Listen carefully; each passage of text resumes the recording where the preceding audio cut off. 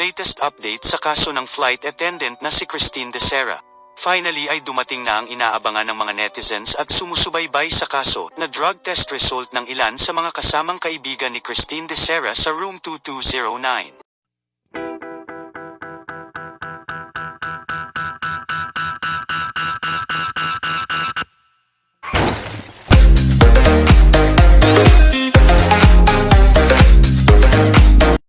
So, magandang araw, gabi sa inyong lahat yan. Meron lang akong question dito sa drug test nila. First, ito sa nasabi ko ha. Legit itong mga drug test nila. Hindi ako nagsabi na hindi to legit. In fact, negative silang lahat sa resulta. But, question is, bakit sila sa private laboratories nagpa-examine? Usually, pag employment, pwede sa private laboratories, even though na-accredited sa DOH, but still private. Pag ganito, dapat lang sa NBI, kasi parang sa crime to eh. May crime, yung credibility, importante doon. Yung sa, sa test result, or sa PNP Crime Laboratory, pwede ka din doon. Or pwede ito sa isa pa, yung sa civilian, under sa government, itong sa National Reference Laboratory. Ito ang nag-regulate sa lahat ng mga laboratory, sa mga private at saka mga confirmatory test. Ito pinaka sa DOH sa undergo ang mga drug test. So, question yan ha, bakit sa private? Second question, during the time na nakita ko yung mga result nila, nakita ko dalawa lang ang purpose o dalawa lang ang ina-examine sa kanilang urine, which is the presence of, so ito lang yung dalawa, yung urine lang in-examine for presence of methamphetamine or shabu, and for marijuana which is tetrahydrocannabinol. So dalawa lang substance ang tinicheck nila. Ang yung kit na ginamit is the drug test kit that dalawa ang ma-detect for shabu and marijuana. So ipakita ko dito kung anong ang procedure na nag-undergo sila. Ito ang the same procedure at the same testing kit na ginamit nila. Bigyan ko kalayo ng overview na dalawa lang talaga ang ina-examine. So try to watch this. Walang ecstasy ha, tingnan nyo. Paano nga ba isinasagawa ang drug test at gaano ito ka-reliable? Una muna ang pag-fill out ng consent form na nagsasabing pumapayag ka sumailalim sa drug test. Hihingian mo ng ID. Yung iba kasi, ang ginagawa, magpapadrug test, pangalan niya, pero kaibigan pala niya yung nagpunta. Kailangan po, obserbahan natin yung collection ng urine. Kailangan walang laman yung bulsa, pauhugasin mo ng kamay kasi pwede yung magsiksik ng kung anong substance sa kuko niya. Dapat ay may pirma ang pasyente at nagsasagawa ng drug test. May nakasulat ding petsa at may mga marka ng permanent marker ang masking tape. Palatandaan ito kung napalitan ang label ng mga bote. Mayroon ding custody form kung saan yung mga hawak sa mga bote. Sunod na ang paggamit ng drug test kit. Ang kit na ginagamit sa DOH Rehab Center sa Bikutan, madedetect ang mga metabolite o chemical nagpuan sa shabu at marijuana, ang dalawang pinakatalamak na illegal na droga sa bansa. Bali, open natin to. Kailangan ma-break yung tape. Usually, kahit anong drug test kit, 3 drops lang. Tapos, antayin mo lang pong mag-flow. Yung kit na pinakita, the same kit yan ang ginamit sa kanila, yung mga suspect. Same kit yun ang ginamit as DOH. Dapat palaging may linya sa letrang C o ang control line. Pag wala ito, ibig sabihin na effective ang drug test kit. Pag tatlo ang linya, negative ang pasyente sa paggamit ng shabu at marijuana. Pero oras na 2 linya lang ang lumitaw. Ibig sabihin, positibo ang pasyente sa marijuana o shabu. Kapag control line lang ang lumitaw, ibig sabihin naman ito, positibo siya sa parehong droga.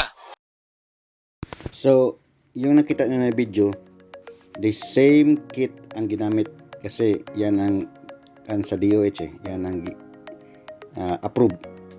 On that kit, isa lang kit siya, which is good for marijuana and shabu na kit. Ang makita doon, yung dalawa lang na substance kung meron sa ihi mo. Again, shabu or methamphetamine, and the other one is for the marijuana, which is the tetrahydrocannabinol, used for cannabis and marijuana. So tingnan natin yung mga resulta ng kanilang drug test report, the result report tawagan. So kay Rafanan Gisril Pamesa, tingnan natin kung saan siya nagpa drug test, kung sa private ba o sa public government. So dito siya sa private, sa kasa, private yun, drug test center. So wala lang problema, pero mas mabuti talaga kung nasa gobyerno kasi involved to crime. So anong mga request na i-examine sila, i-undergo yung urine nila, porsyable lang at saka marijuana yung second niya kay Rafanan. So ito kay De La Serna, saan siya nagpa-drug test. Tingnan natin kung saan, kasi mas lalo na hindi ito employment involved ito ng crime. Dapat sa government talaga sila nagpa-drug test to erase doubts. Pero sige na lang, okay lang, okay, negative sila. Bakit tanong ko, bakit dalawa lang ang request nila, porsyable lang at saka marijuana ang pinapatest na sa kanilang urine sample? Kasi ganito yan kung anong request mo, yun ang gagawin ng crime lab, yung laboratory, di ba? Kung yan yung procedure. Otherwise, kung arrested ka, parang i-obligar ka. So ito kay Galido, third person na to sa grupo na hindi pa rin, private pa rin. So tingnan natin kung anong mga request niya. Baka may ecstasy na examine sa request siya, na yung urine nila may examine sa ecstasy. So tingnan natin. Ito din, dalawa din siya buat saka sa ano. So far ilan na sila? Ang request nila is for shabu lang at saka marijuana, walang sa ecstasy. Yan ang question ko. So ito kay Di Guzman Gregorio, tingnan natin kung saan sila nagpa-drug test. Kasi ito yan ang topic, ang issue is party drugs. Bakit nag-examine ka na hindi sa mga party drugs? Para lang yung we're asking pork but you're giving us fish. So ito, dalawan din. Parang sinasabi ko, nag-order tayo ng fried chicken, ang binigay fried na bangus, isda. So fried pa rin, pero hindi lang hindi lang specific na substance o gano'n. So ganito, lastly kay Chin Alin Dayanan, tingnan natin ano ang kanya, saan siya nagpa drug test. Kasi sabi ko, it would matter kasi yung security ng specimen mo na walang, hindi mahalo, hindi mapalitan, diba yun kung may question tawag yung chain of custody or specimen question yan pag ma-hearing. So dalawa rin pa din, walang ecstasy, dalawa lang ang na-request na. So overall, silang lahat ang pinapa-drug test nila is the presence lang ng shabu at wala ang party drug. So at ito lang, pangalawa na request nila is for the presence of marijuana. Kasi dalawa lang yun ang kabutang doon yung sa, bakit? Kasi ipakita ko sa inyo mga sample na mga iba't ibang drug test na mga kilalang tao sa Pilipinas, na politiko at saka mga artista. Kasi ang issue talaga ito, ecstasy or MADA. Kasi di ba nasabi na baka hinalo sa inumin, sa baso, nakapalit to. So meron akong mga example dito ng ipinakita. Baka sabi nyo hirap sa Pilipinas mag-examine ecstasy, so far wala pa. Meron Meron sa private, meron sa gobyerno. Kung sa private, kung sa gobyerno, meron tayong, yung sinabi ko, sa National Reference Laboratory. Kahit anong drugs, pwede silang mag-examine. Depende sa request mo. May example ako dito. Dito kay Trillanes na drug test. Saan siya nagpa-drug test? Sa National Reference Laboratory, government. Okay? So by the way, pinalabas ko na ito kasi pinalabas na ito wala tayong violation ito sa resulta na pinapalabas natin for your information.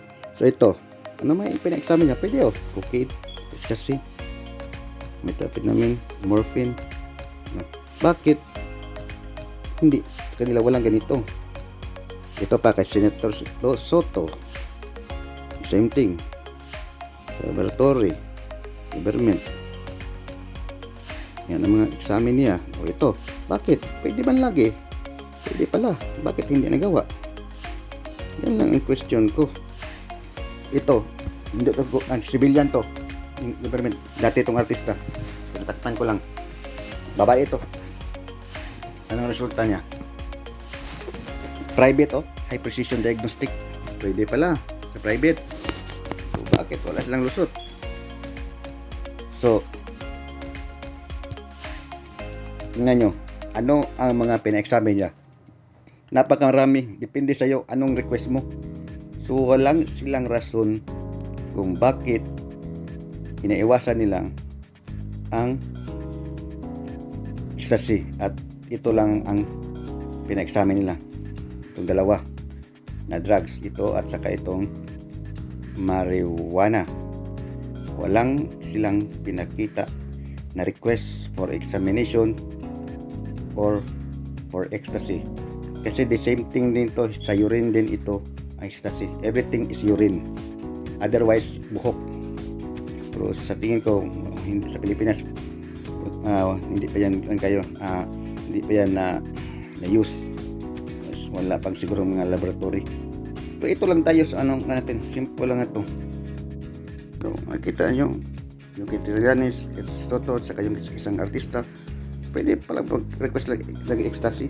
But bakit inaiwasan nila nang mag-request sila ng examination for ecstasy on their urine sample? Na wherein yung ecstasy is the center of the issue, party drugs. So kayo nang humusga, mga kaibigan, at maraming salamat at God bless us all.